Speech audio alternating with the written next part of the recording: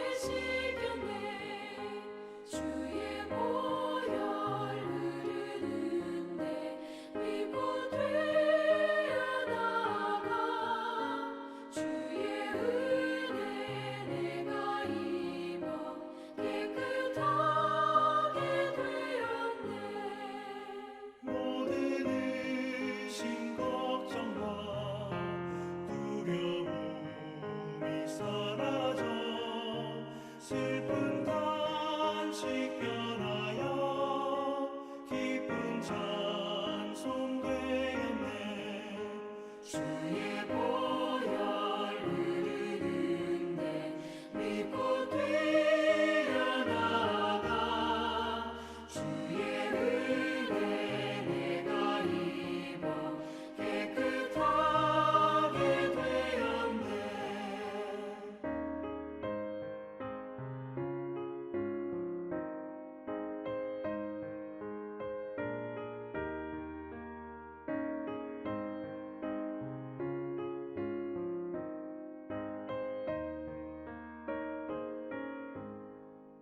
세상 무기 영화와 즐겨하던 모든 것 주를 믿는 내게는 볼도만도 못하다. 주의 보혈 흐르는데 믿고 뛰어나가 주의 은혜 내가 입어 깨끗하게 되었네. 나의 모든 보배는 저 천국에 쌓여네. 나의 평생 자랑은 주의 십자가로다. 주의 보혈 흐르는데 믿고 뛰어나가 주의 은혜 내가 입어 깨끗하게 되었네.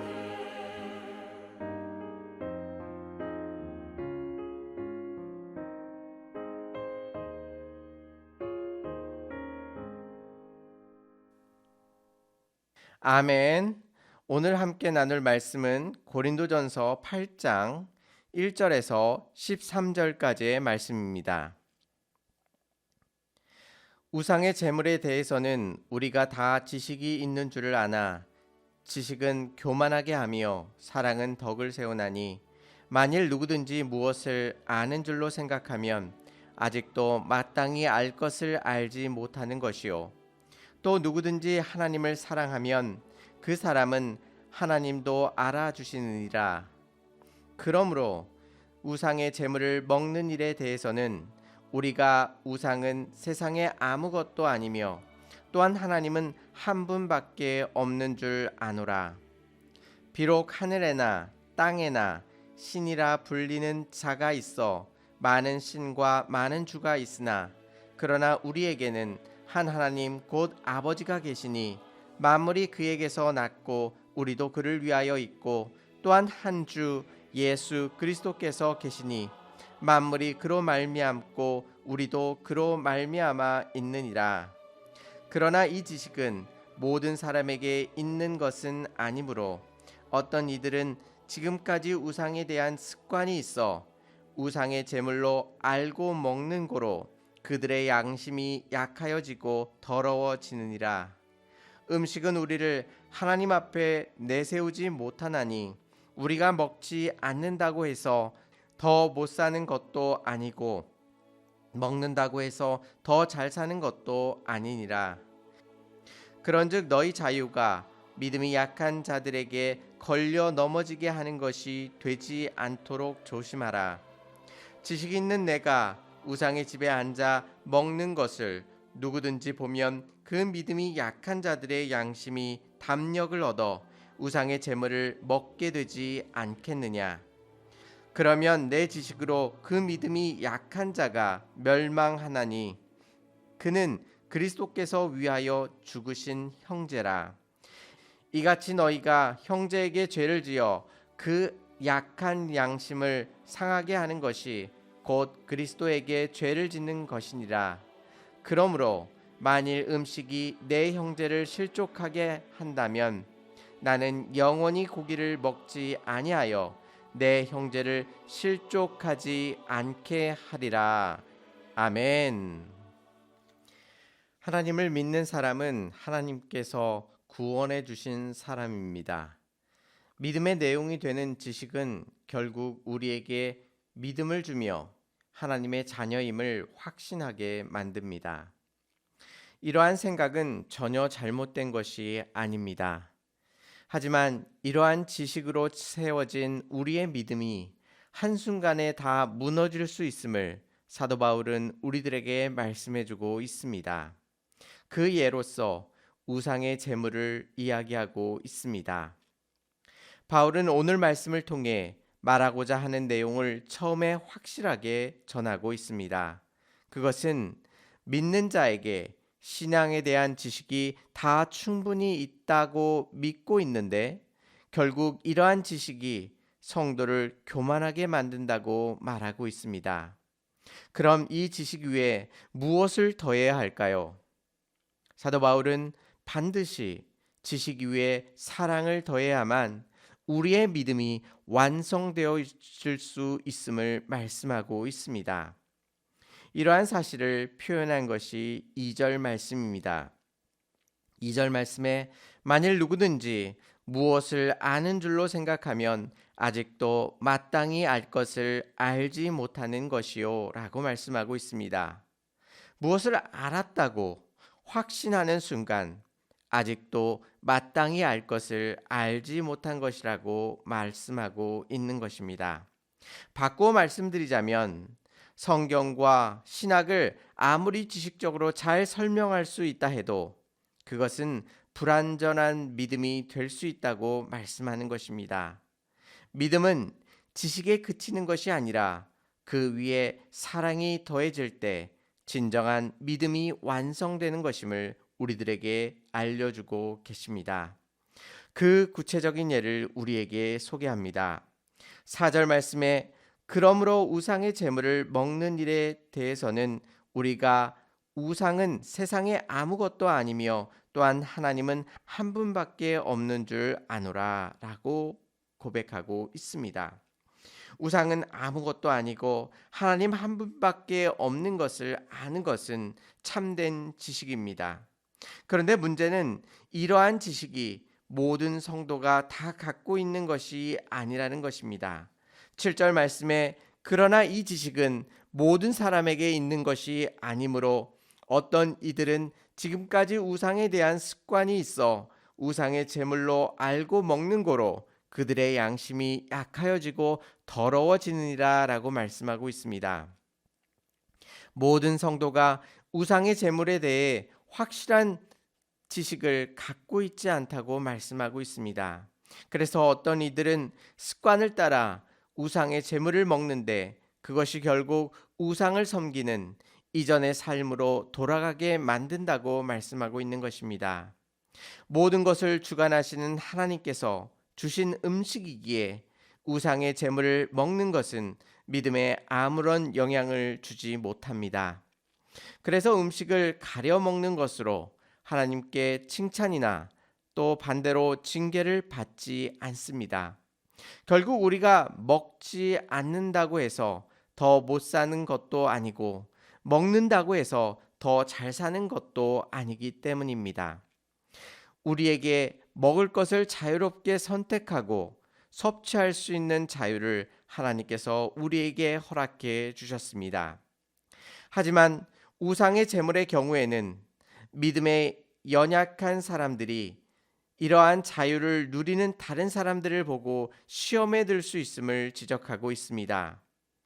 우상의 제물을 먹는 모습을 보고 따라하다가 우상을 섬기게도 되고 또 자유에 대한 확신이 없으면서도 먹다가 시험에 드는 경우를 말하고 있는 것입니다. 바울은 이러한 모습을 믿음이 약한 자가 넘어지거나 시험에 든다라고 말하지 않고 멸망한다라는 표현을 쓰고 있습니다. 이렇게 극단적인 표현을 쓰고 있는 것은 무엇일까요? 바울은 이러한 말씀과 더불어 우리는 마땅히 그들을 그리스도께서 위하여 죽으신 형제라고 생각해야 한다고 말하고 있습니다. 단순한 이웃이 아니라 예수 그리스도께서 그 형제를 위하여 십자가에 피 흘리셔서 사신 형제라는 것을 기억하라고 말씀하고 있는 것입니다. 즉 믿음이 연약한 성도를 챙기는 것은 그리스도의 십자가의 사역을 헛되게 만들지 않는 거룩한 사역이라고 말씀하고 있는 것입니다. 그래서 연약한 성도를 실족하게 하는 것은 결국 그리스도께 죄를 짓는 것이 되는 것입니다. 그래서 바울은 이렇게까지 말하고 있습니다. 13절 말씀을 보시면 그러므로 만일 음식이 내 형제를 실족하게 한다면 나는 영원히 고기를 먹지 아니하여 내 형제를 실족하지 않게 하리라라고 말하고 있습니다. 형제가 실족한다면 영원히 고기를 먹는 자유를 포기하겠다고 말하고 있는 것입니다. 생각보다도 많은 숫자의 성도님들이 다른 성도님들의 말로 인하여 상처를 받고 교회를 떠나기도 하고 때로는 교회의 구석진 곳으로 숨어서 신앙생활을 하시는 분들도 있으십니다. 보지 않고자 한다면 아무런 일이 없는 것처럼 그렇게 보이기도 합니다. 하지만 상대방에 대한 깊은 이해 없이 함부로 신앙을 재단하거나 자신의 신앙의 방식을 일방적으로 강요한다면 그것이 지식적으로 아무리 완벽하다고 해도 그것이 예수님께 죄를 짓는 것이 될 수 있다고 말씀하는 것입니다. 우리는 오늘의 말씀을 심각하게 받아들여야 합니다. 우리도 모르는 사이에 연약한 성도들이 상처를 받고 있을 수 있기 때문입니다.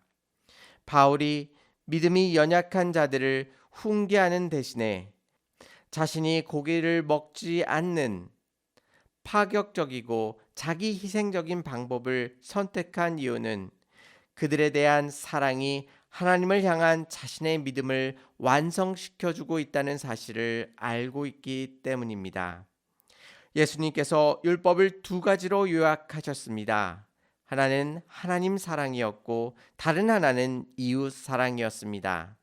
다시 말하자면 우리의 이웃은 우리의 믿음을 형성하는 중요한 요소가 되고 있음을 우리는 알 수 있습니다. 믿음이 연약한 성도들은 표면적으로 우리에게 도움이 되지 않는 것처럼 보입니다. 하지만 하나님께서는 믿음이 연약한 성도들을 우리에게 보내주셔서 우리의 믿음이 완성되도록 또 하나님의 백성답게 살아가도록 하나님께서 우리를 인도해 주고 계신 것입니다. 그래서 하나님께서는 우리를 통해 하나님의 백성이 어떠함을 보이시는 것을 기뻐하고 계십니다. 결국 믿음이 연약한 성도를 어떻게 대하고 또한 그들을 어떻게 세우느냐가 우리가 가지고 있는 믿음의 크기를 알 수 있게 만드는 것입니다. 오늘 하루 살아가실 때에 하나님을 많이 알고 신앙생활을 열심히 하며 성경에 대하여 아는 지식이 내 자신을 교만하게 만들고 있지 않은지 우리 자신을 살펴보시기 바랍니다. 또한 우리의 사려 깊지 못한 말로 인해 상처받은 이웃이 없는지 우리 주변을 다시 한번 살펴보시기 바랍니다. 그리고 만약에 생각나는 분이 있으시다면 상처받은 이웃들에게 진정한 사과를 할 수 있는 참된 용기를 우리들에게 허락해 달라고 하나님 앞에 간구하시기 바랍니다. 그리고 마지막으로 믿음이 연약한 자들을 위해 그 어떤 것도 희생하고자 하였던 바울처럼 우리들도 그리스도를 바라보면서 믿음이 연약한 자들을 위해 우리가 정당하게 누릴 수 있는 자유를 포기할 수 있게 해달라고 주님 앞에 간구하실 수 있는 저와 성도님들이 되시기를 주님의 이름으로 축원합니다. 다 같이 기도드리시겠습니다. 은혜롭고 자비로우신 하나님 아버지, 이른 아침에 저희를 불러주시고 귀한 말씀으로 하나님의 뜻을 알 수 있도록 인도하시니 감사를 드립니다.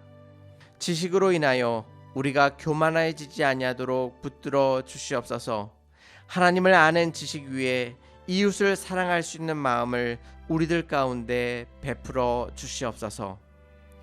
하나님께서 주신 그 사랑을 가지고 믿음이 연약한 성도들을 주님의 사랑으로 사랑하게 하여 주시옵시고, 예수 그리스도의 그 놀라우신 능력으로 믿음이 연약한 성도님들을 세워 나아갈 수 있도록 하나님께서 역사하시고 인도하여 주시옵소서.